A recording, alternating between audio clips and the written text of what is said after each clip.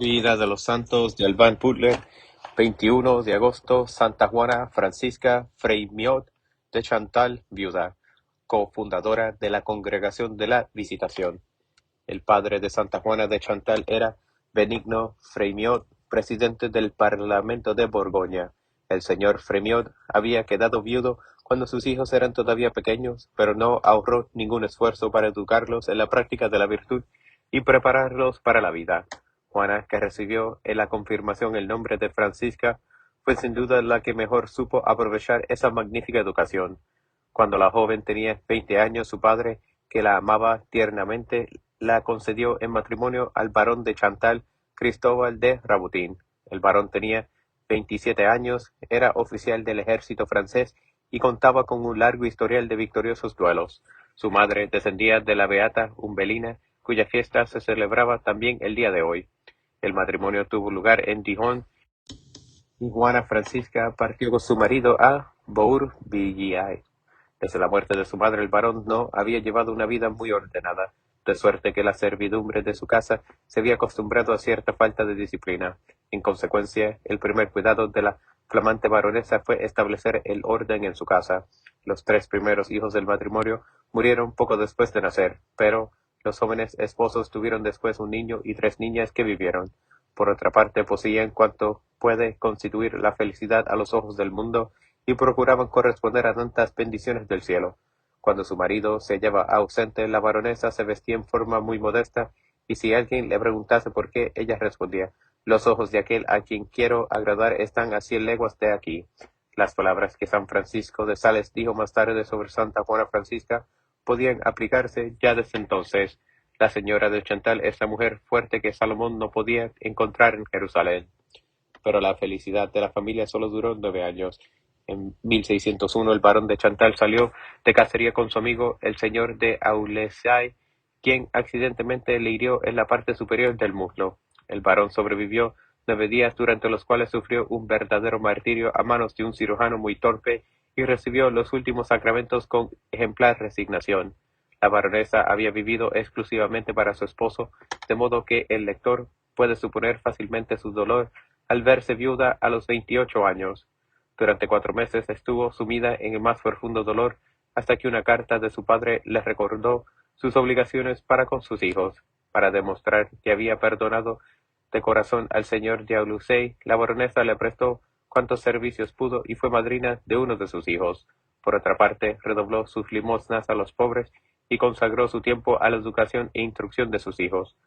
Juana pedía constantemente a Dios que le diese un guía verdaderamente santo, capaz de ayudarla a cumplir perfectamente su voluntad.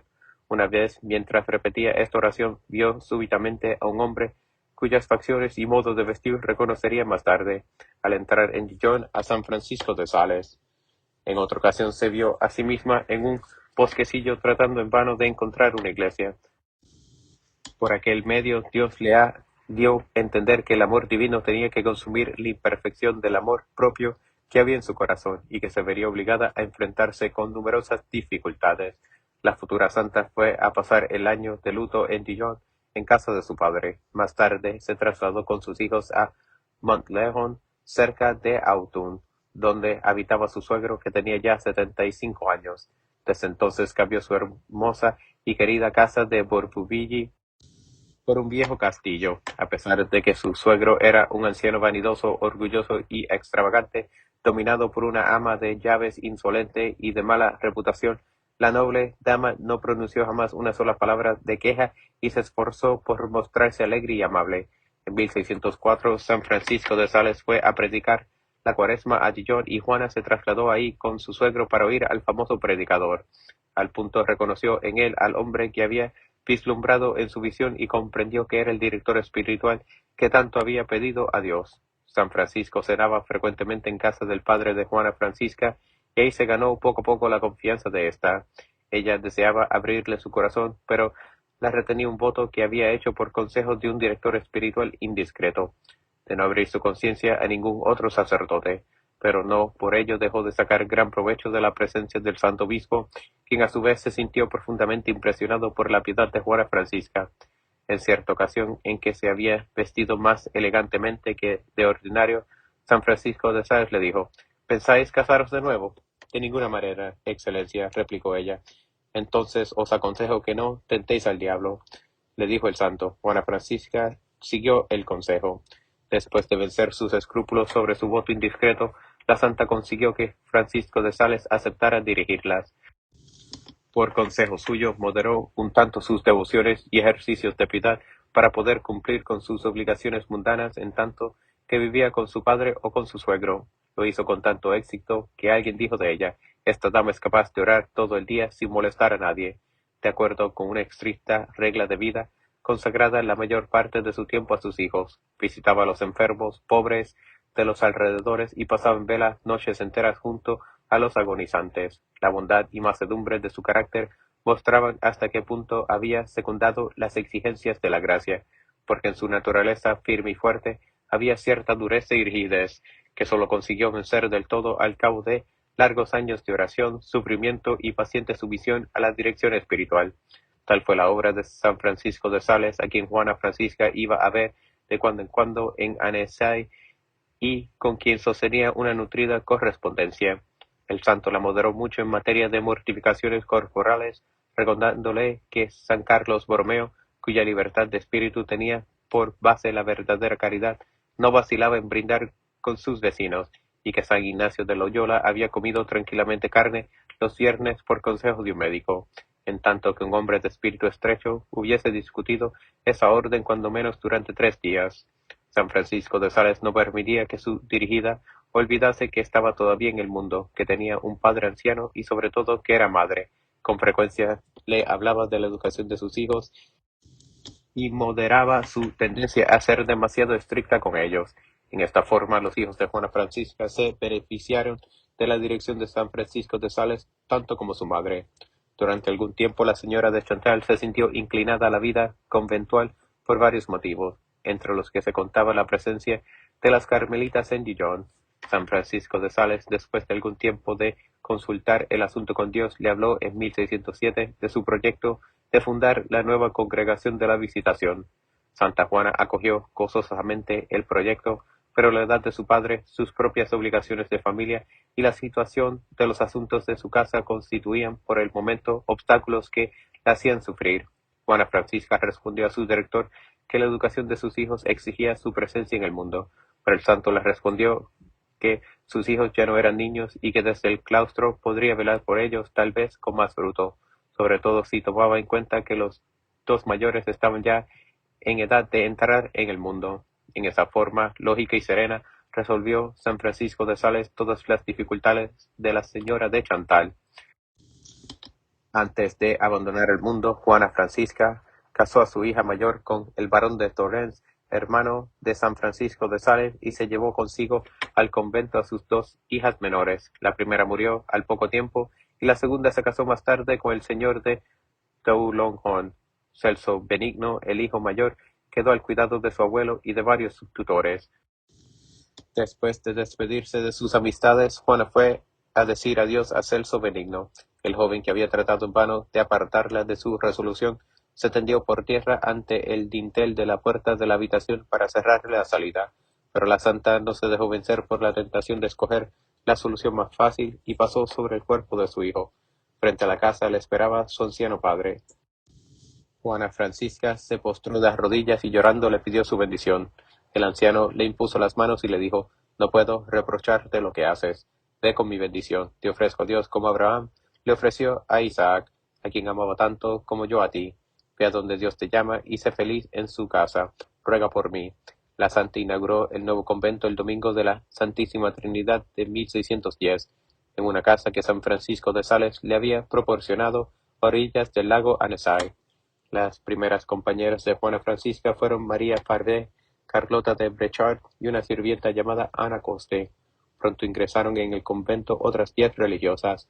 Hasta ese momento, la congregación no tenía todavía nombre y la única idea clara que San Francisco de Sales poseía sobre su finalidad era que debía servir de puerto de refugio a quienes no podían ingresar en otras congregaciones y que las religiosas no debían vivir en clausura para poder consagrarse con mayor facilidad a las obras de apostolado y caridad.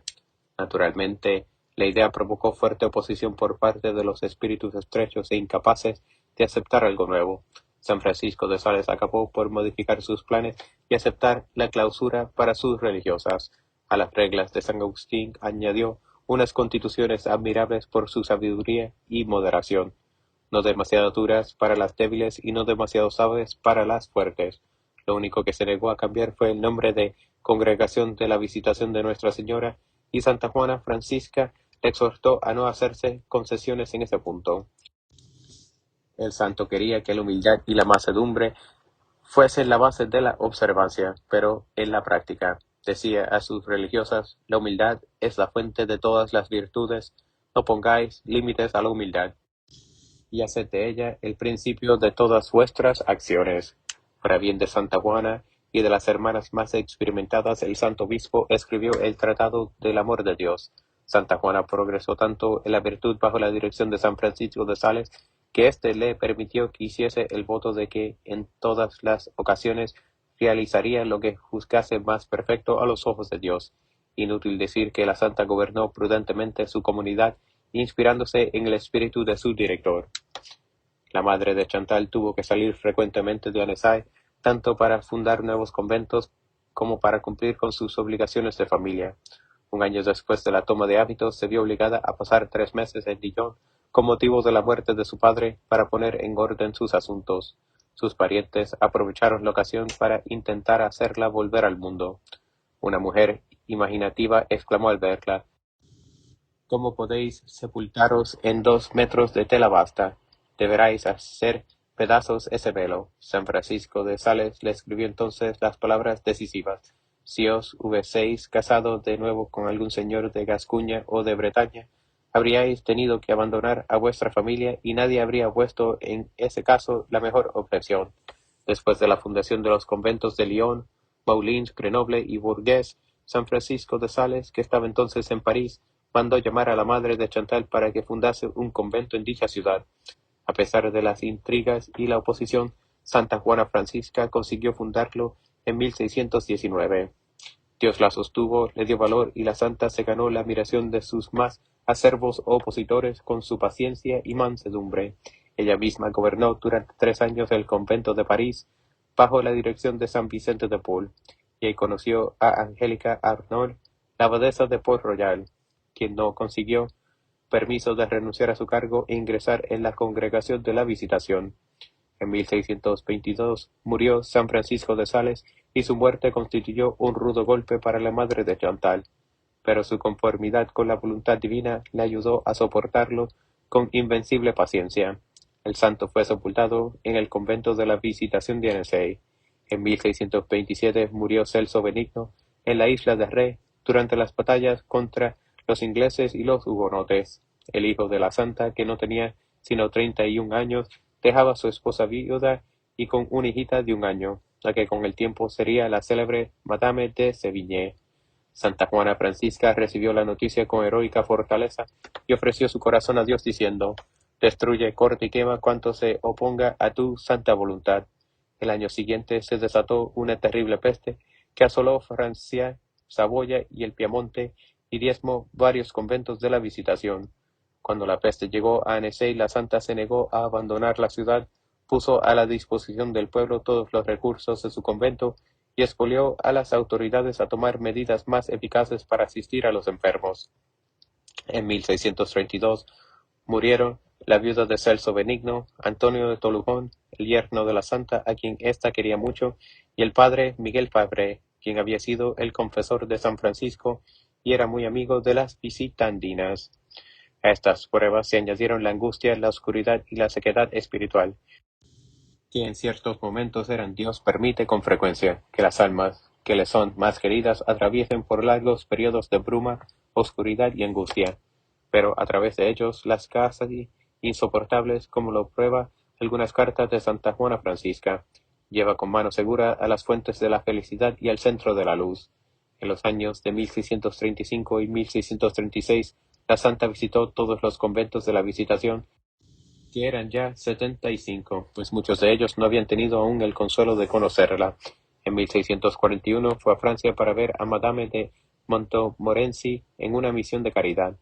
Ese fue su último viaje. La reina Ana de Austria la convidó a París, donde la colmó de honores y distinciones, con gran confusión por parte de la homenajeada. Al regreso, cayó enferma en el convento de Moulins, donde murió el 13 de diciembre de 1841 a los 69 años de edad. Su cuerpo fue trasladado a Annecy y sepultado cerca del de San Francisco de Sales. La canonización de Santa Juana Francisca tuvo lugar en 1767.